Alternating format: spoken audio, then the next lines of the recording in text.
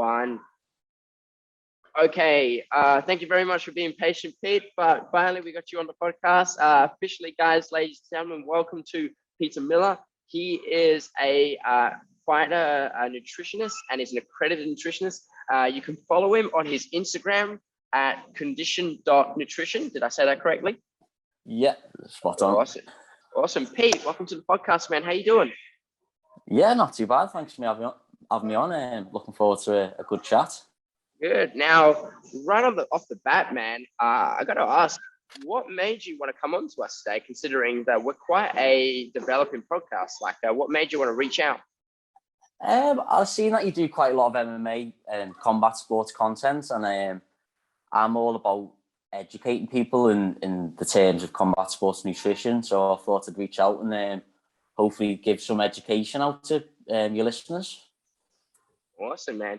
So tell me a little bit about your background. How did you get into the role of becoming a nutritionist?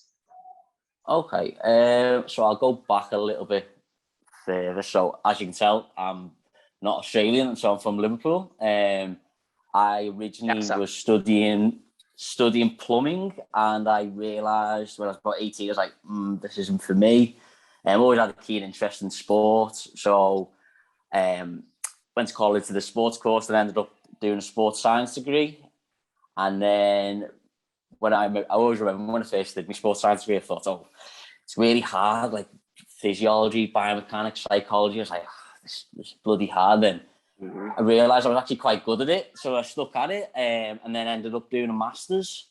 And then I set up my consultancy business about 2016, working with general pop clients and some athletes, and then I moved to Australia in 2017, and then I started working in an online capacity. So mainly how I got into sort of the combat sports nutrition. I had a couple of guys competing at jiu-jitsu comps, wants a bit of advice in terms of diet plans, and then it sort of went from there. Really went from a couple of people to then that's my main focus of working area now. So it's an exciting area to be in because it's such a growing area compared to other sports, like football, rugby, where there's just tons and tons of research.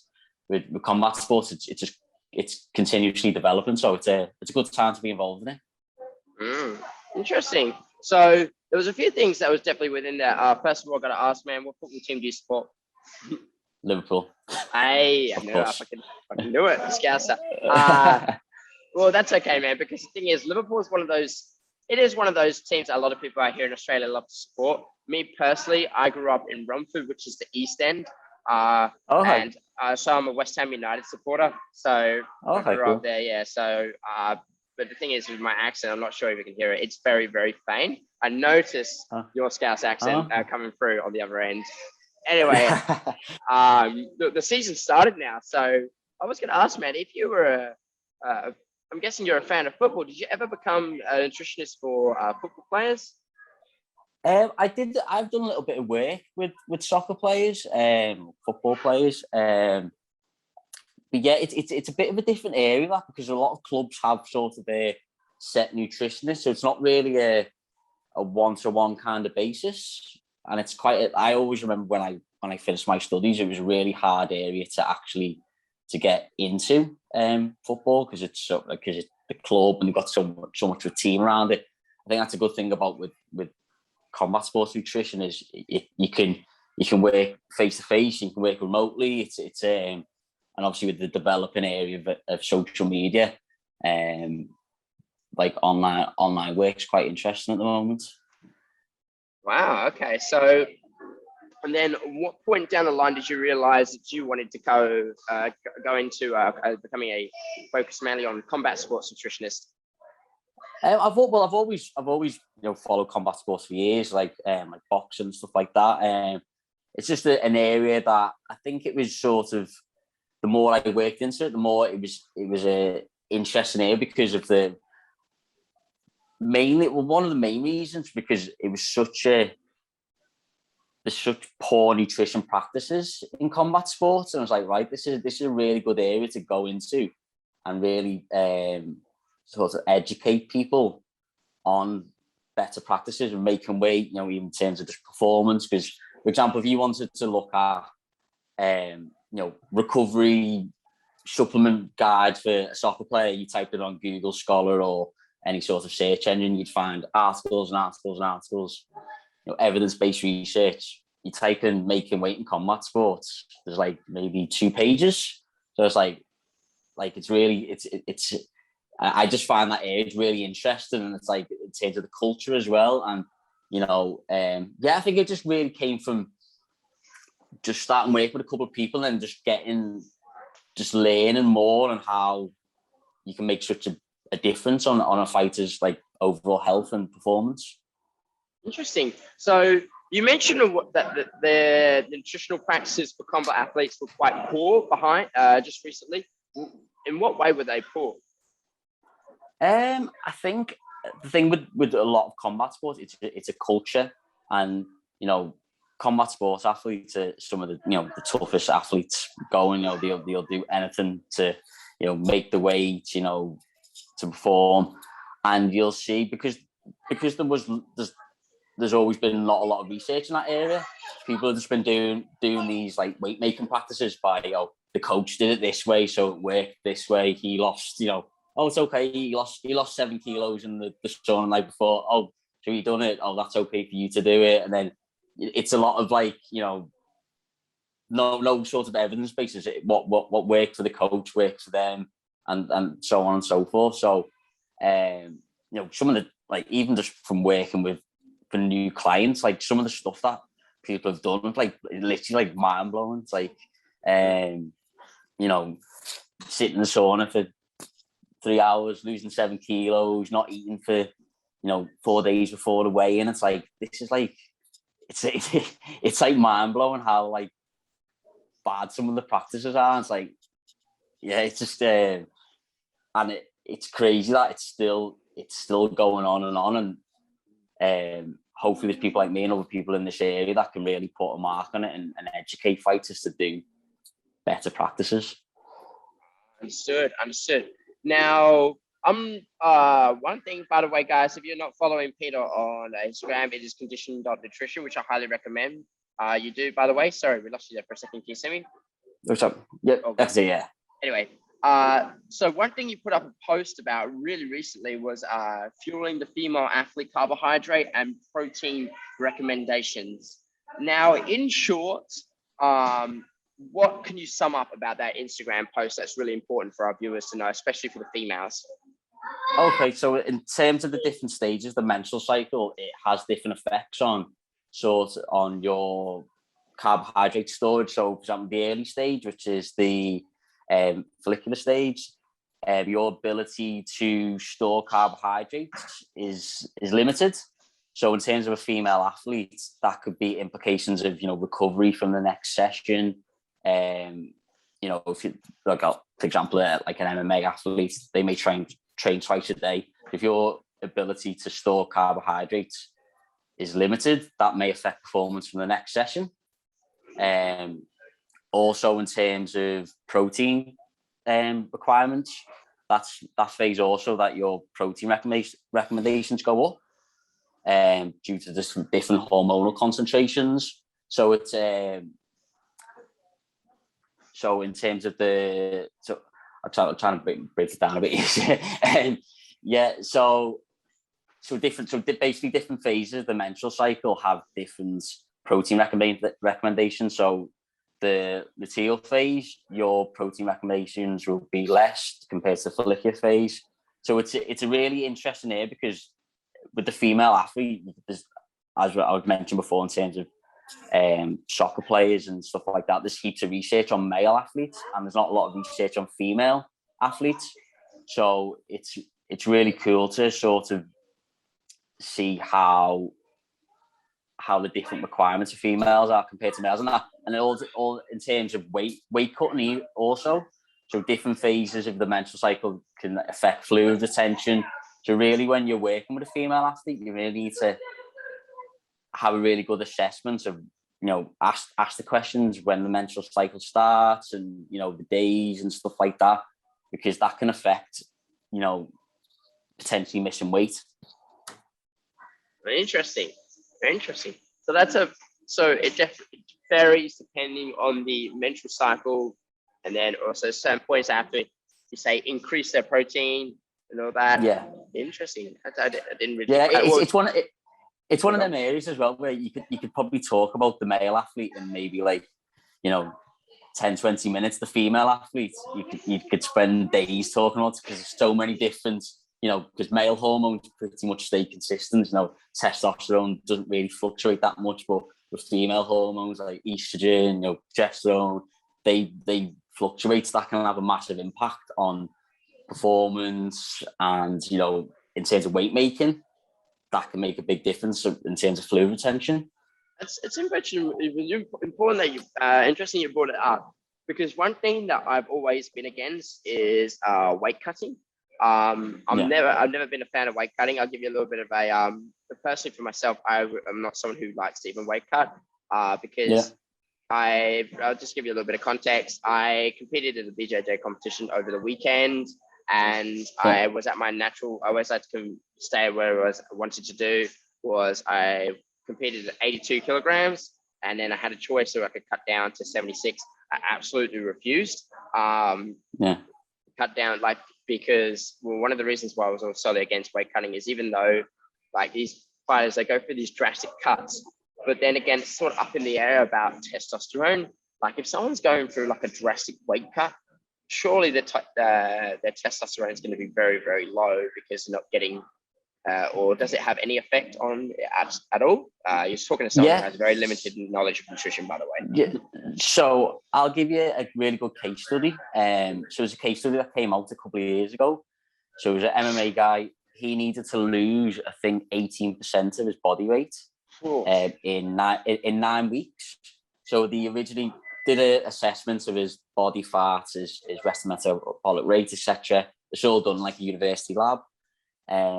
So from 8 weeks out to fight week, so 1 week out, I think he lost like something like 6 kilos. So then with fight week, he had to lose another 7 or 8 kilos. And the way to do that, he did repeated hot baths, a really, really strict calorie deficit. And then they took his bloods after the weight cut, and he had signs of acute kidney damage. His testosterone levels were the lowest reported on record. I think it was a 3 nanomole, which is it's never been recorded on any sort of scientific paper. And his sodium level, so I think 145 is pretty much average sodium levels, and then I think his was 148, which is towards intensive care patients, and that sort of level. So he's in a really bad way, and it's crazy to think this guy refueled and then competed in an event. It's it's insane to think about what these guys go through. And the even scarier thing about that is, this guy had top researchers around him taking his bloods and stuff like that. The average Joe who's doing them cuts, a couple of times a year in his bath in his house, doesn't get the privilege to get that knowledge. That makes sense. Yeah. So doing that over a period of time, it's going to take, there's been no long-term studies on it, but it's definitely going to take a hit on the body, especially your kidneys and just complete yo-yo dieting. Yeah, I got to ask, man, from your point of view, how much is too much in terms of percentage of body weight, do you reckon, in terms of cutting? It all depends on context, really. So if the fighter's got a decent, it comes to me a decent amount of time out, 8 to 10 weeks out, for example, even though a lot of MMA is a lot shorter than that, maybe 6 to 8. And they, for example, they've got 8 kilos to lose. You go, okay, you can work it out, try and work out calorie deficit for the 6 week period up until fight week. You can lose maybe half kilo a week. And we know from doing acute weight loss strategies that you can lose safely around 6 to 10% of your body weight come fight week. However, the big mistake that fighters do is the cut's too big. They cut the food out far too early. And then it comes to fight week. And so I'll give you an example. So 1 gram of carbs holds 3 grams of water. So if you're having quite a lot of carbohydrates up until fight week, you just removing carbohydrates from your diet, you can lose up to, depending on the size of the athlete, you can lose maybe 1 to 3 kilograms. Fiber, for example, fiber gets stuck in your GI tract. Remove fiber on fight week, that's potentially a kilo lost. You don't have much jolt, that's another maybe half a kilo. Water load, maybe another kilo. So you can lose, I technically call it, it's not really free weight, but it's not actual tissue, so it's just water weight. But what a lot of fighters do is the carb restrict like straight away. You don't have any fiber, they just eat protein and veg. So when it comes to fight week, right, I've got 6 kilos to lose. It's like, where you getting that weight from? Like the only way you're going to get that is from really dehydrating yourself, and that's the big problem. Is as I mentioned before, it is the education of like, right, you really need to be eating really well up until 1 week out, and then just by manipulating carbohydrates, fiber, you can lose a lot of free weight. So in terms, going back to your question, in terms of what is a safe thing, so fight week, no more than 10% of your body weight, but that's also depending on what you're doing in the weeks beforehand. But the more time you've got to prepare, the better. But I've had some guys come to me and say they need to lose 16 kilos in 8 weeks, and I was just like, look, like it's not going to be a good cut, and it's also with my practice as well. I'm about health and safety first, so you try and advise a fighter not to do that. But the unfortunate thing, especially in my sort of area, because I work a lot with online clients remotely, like they're going to listen to their coach over me, if that makes sense. If like the guy that they see every day and train, they're gonna and he says, well, you have to fight it that way. They're gonna do it anyway. So it's a bit of a weird scenario to get them. But luckily, I haven't had any real drastic cuts or anyone that's come up to me and had a really bad diet anyway. But it definitely does happen. But fight week, no more than 10%. I'd even go closer to 8% of your body weight from fight week. Sounds reasonable. No more than 10%, and then. Sorry, someone's just moving chairs around in the gym. What was I saying? As I was saying, just like that. So, I lost my trail of thought. Pardon me. Okay, so no more than 10%. Roughly 8% usually, and then now it's obvious. I would assume that usually every fighter is different. I would assume that every case you get is sort of different. But is there like certain guidelines that you like to follow when it comes to as an overall strategy when it comes to most fighters? Yeah, what I would like to mention, just going back to what I said before, then strategies are only really suitable if you have the weigh-ins 24 to 36 hours before fight. If it's obviously a BJJ comp and it's same day weigh-in, that's when a different strategy comes into place in amateur boxing. So generally, like most of my work is with MMA, Muay Thai, so that's the kind of strategy I use. But it's a little bit different when you go into the amateur boxing and the BJJ comps. But in terms of what process I go for, typically I go for an approach called the 3-2-1 approach for the general fight camp. So 3 grams per kilogram of body mass for carbohydrates. You want to keep protein 2 grams per kilogram, and you want to keep fat at 1 gram per kilogram. And that's roughly around your rest of metabolic rate, a little bit more. But obviously, it's not just like that's not set in stone. We'll tailor it around. Say if a guy has 2 sessions or 3 sessions a day, we'll bump the carbs up, increase the protein a little bit more. But when it's a lower day, we drop the carbs, increase the protein, increase the fat. And when there's a rest day, there's not that much emphasis for having them carbohydrates. So it's all really like, I like to call it like fuel for the work required. So you just really tailor it around what their training schedule's like. Wow. Okay. So the 3-2-1 approach: 3 grams of carbohydrate per kilogram of body weight, 2 grams of protein per kilogram of body weight, and 1 gram of fats. So that's actually that. from obviously from a personal trainer perspective, that actually sounds very, very logical and all that. Now, amongst a fighter, obviously it's quite difficult for them to constantly be getting into food, considering some guys that I know spend up to like sometimes 5 to 6 hours a day just training, and that's a big chunk of time. That's actually a whole school day, pretty much, when you're training.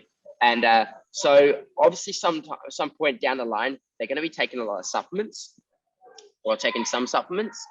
Now, in this day and age, there's like supplements for everything. And I've had a couple of nutritionists come on the podcast before. We had Mackenzie Baker, and he sort of broke down the supplement of collagen and why it's not really, an effective, or at least there's a complete lack of complete lack of evidence to support it. But now I want to ask you from your perspective, also for fighting, on a fighting context, what are some supplements you would recommend to fighters from a broad spectrum? Okay, so I same again. I like to keep it as same with the 3-2-1 approach. I like to keep it as simple as possible. So first one, whey protein, but obviously to hit them protein targets. But if you're getting that protein through food, that's no problem. Secondly, creatine, because creatine is probably the most researched supplement, and in terms of high intensity sports, delaying fatigue, also gains in muscle mass potentially. But a big myth about the creatine is like, the increased water weight, but that's a bit of a thing with combat athletes. When I recommend creatine, like, won't put any water weight, but that is slightly a myth, because it's only really there's initial increase in water weight that drops off after a few weeks. So creatine, it's the most researched supplement out there, and especially in high intensity sports. Fish oils, I'm a big fan of fish oils just for the anti-inflammatory properties. Obviously, you're getting a lot of collisions or hits, muscle damage. But same again, if you're getting a good portion of good fatty fish a week, couple of servings a week, there's not much need for it. Also beta alanine, there's a lot of good research on beta alanine as like a buffer in your muscle to delay the buildup of, I would say, lactic acid, break it down a little bit simpler. And that's also well researched in high intensity sports, so you'd recommend that. But the only downside to that is it's a 4-week loading phase. Okay. And you have to take 6 grams a day for 4 weeks. So a lot of times, I've found in the past when I've recommended it, people often forget. They take your beta-alanine, so like, I forgot. So like, you can't really take it spontaneously. But it's not. Sorry, I just want to ask, 6 grams a day of beta-alanine? Yeah, 6 grams. So it's a loading phase around 6. It's around 6.4 grams a day.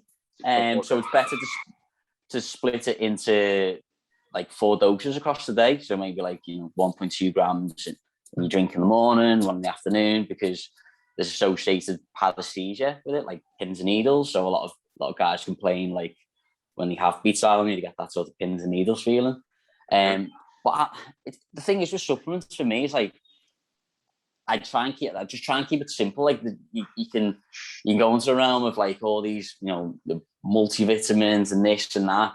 But if you're getting the right foods in your diet and you're hitting the protein side of the food, it's only really beta-alanine and creatine that you're not really getting the adequate amounts from food. So they're the two I try to break it down into performance, health, and protein. So protein, whey protein, even some casein as well. And performance, creatine, beta-alanine, and then health, some fish oils. Mm-hmm. What about your take on caffeine, considering, that's one I actually missed out on, caffeine. Caffeine's good. However, what I am wary about is because a lot of fighters train in the evening time, and you don't really want to recommend taking, because the recommended dose for caffeine is between 3 and 6 milligrams per kilogram of body mass. So say it's a 70 kilo guy, times like 3. So that's like, I think kind of Red Bull's only 80 mil, a cup of coffee's around 140 mil. So to get the recommended dose, it's quite a high dose. And sleep could be affected, and as I said, many fighters train in the evening and they got a morning session, so it's a little bit of an area where, like, I'd recommend it in the morning times, but even not so much. Yeah, I was going to say the same thing as well. When it comes to my clients, I'm training a lot. I usually train a lot of young men, and one of the top discussions we love to have is like pre-workout. And I say, look, if you're someone, who he's trying to get the most out of his workouts, you feel like you're hitting a plateau, you never had pre-workout before, go ahead. Just remember, I'm not a nutritionist. That's why I talk to people like you to get educated more on this nutrition.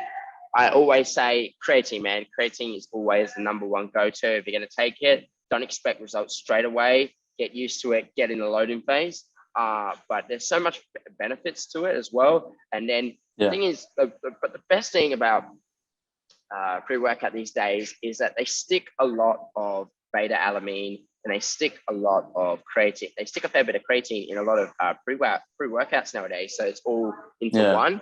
So make sure, again, you understand what your clinical dose is and how much you should be taking. So that's why I was asking you about, grams. And I always tell them, look, if you're going to take it, make sure just a rule of thumb, take it before 3:00, really, because then you've got at least a 3-hour gap before 6 p.m. and then I don't know what time you usually go to sleep, like 8 or 9. So you've had at least a good 3, 4, 5 hours, because depending on how much you can take, it can stay in the system for a while.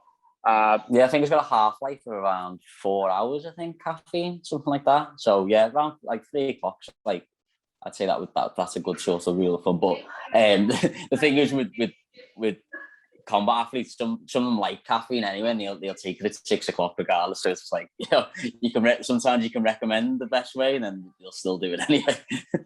Interesting. Okay, fair enough. Well, one thing I also wanted to talk to you about is like creating.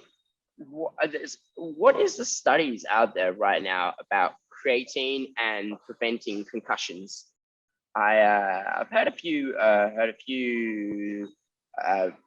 haven't read much studies, but I've had a few conversations with fighters. They say they believe that they take creatine before a fight because in the unlikely event they get knocked out, it prevents concussion because, there's a lack of fluid in their body. And then, I don't know, the brain's the head's got less fluid in there. So the brain's more likely to wobble around, as they would say, when they were hit. What's your take on that? I think there is a couple of studies on there in terms of like cognitive function for fighters. So I think there's a study with, I think it was female Muay Thai fighters, and they had creatine, like 5 grams of creatine for, a load, 7 days or something like that. And they found like the performance, it was like a skill, like a kicking and punching skills test, and the cognitive performance improved. But in terms of the concussion thing, it does seem it's a rational idea where, there's more water in the brain.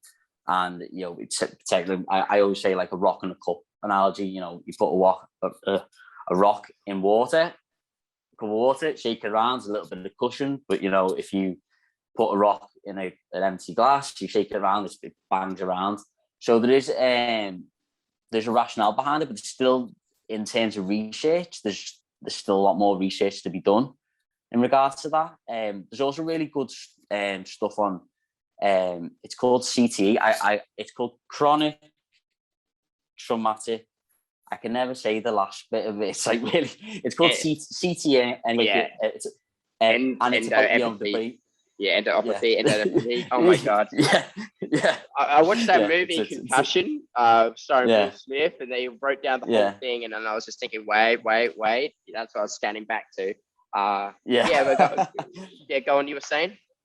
Yeah, so there's a good bit of research on that now in terms of it was originally called punch drunk syndrome, and in terms of boxers, and there's a lot of good research on that in terms of the long-term effects of getting consistent hits to the head. That's why, as I've mentioned a couple of times, that's why it's a really good area to be in, because there's constant research coming out on this area, and hopefully in like a few years' time there'll be like a really good like case study about the effects of repeated concussions and the effects of like CTE in combat sports. But in terms of like research, it's still a little bit sort of I wouldn't say lacking, but there's still more research to be done to give a definitive like recommendation. I see. Interesting. But that's the also cool thing going back into terms of like dehydration. So when we're talking about fight week, you don't really want to be losing more than 2% of your body weight from like water losses. You know, like if you're sitting in like a hot bath or any sort of passive or active dehydration. So a lot of fighters, you know, cut a lot more than that. 2%, they go into 5, you know, they go into more, 5+%. And what the research is showing now is that, when you look at the body in like 3 fluid compartments. So first one's like fluid in the blood, the plasma and circulation. Then there's a fluid it's called the extracellular fluid, which is like fluid in between the cells. And then intercellular fluid is like fluid, in your kidney cells, your brain cells. And when you're going into a more dehydrated state, the body's pulling water from them areas, like the brains and the kidneys. And we don't really know how long that takes to get back, regardless of any rehydration strategy, how long it actually takes to get back into them cells. So a guy could, for example, lose 5+% of his body weight through dehydration, have adequate rehydration strategy tailored around what he's lost.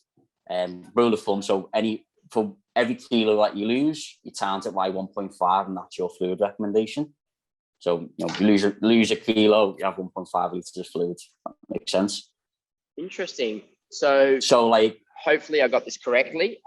Just to sum up, like, yeah, if you're losing weight, you don't want to be losing more than, we said 2% on fight week.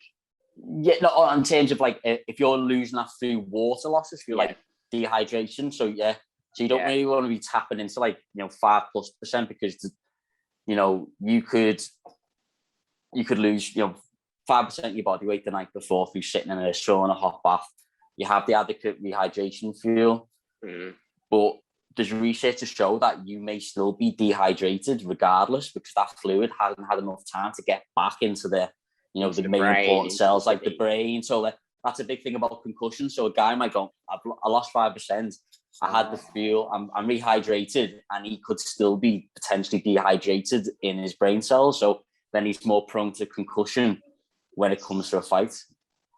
I see. Interesting. Yeah, so that makes sense. that does make sense. So there's a lack of research or none on how long it takes for, to rehydrate. If you lose water from the brain or from the kidneys, that'd be a hard thing to measure too. Yeah, so I think there's been studies on it where it could take up to like 3 days, but it's all depend. A lot of the studies were done on like military personnel, so like dehydration while they're out on like missions and that kind of thing. So there's no real, you can not really give a definitive answer to say like you're going plus 5+% of dehydration of your body weight.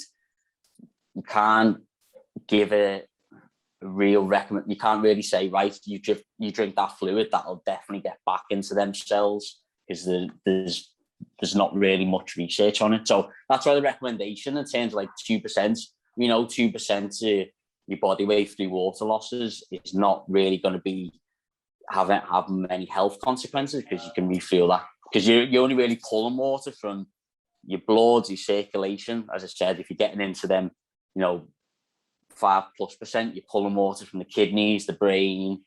That's what I'm even referencing on the what's happening? Sorry, even referencing on the study I was talking about before, about the guy who had acute kidney damage. That's probably due to he was so dehydrated he pulled that much water from there. That's an anecdotal. That's an anecdotal guess, like, but yeah. That's really good, man. That's actually really interesting. I never knew about that. Anyway, man, really sorry about this, but we're getting really, really pressed for time. I've got to move on. Yeah, so but listen, just a couple of things. I'm definitely going to get you back on very soon. I mean, I had a whole bunch of things that I get to ask you, but really like what you're doing. Now, if my audience wants to find you or follow you, where can they do so? Best way to follow me or contact me is through my Instagram page, Condition.Nutrition. I'm always active on social media, so if you ever want to hit me up or ask for any advice. I'm happy to talk, and yeah, that's probably the best way to contact me through there. Or if people aren't very Instagram savvy, my email is conditionnutrition@yahoo.com. All one word, and yeah, I'm happy to chat and give some advice. Awesome, guys. So any fighters listening out there, they got a fight coming up, I recommend you go to Peter Miller at Condition Nutrition. Anyway, man, thank you so much for coming on. I will get you back on No problem, my pleasure. soon. All the best, my man. Take care. Bye-bye. Thanks, mate.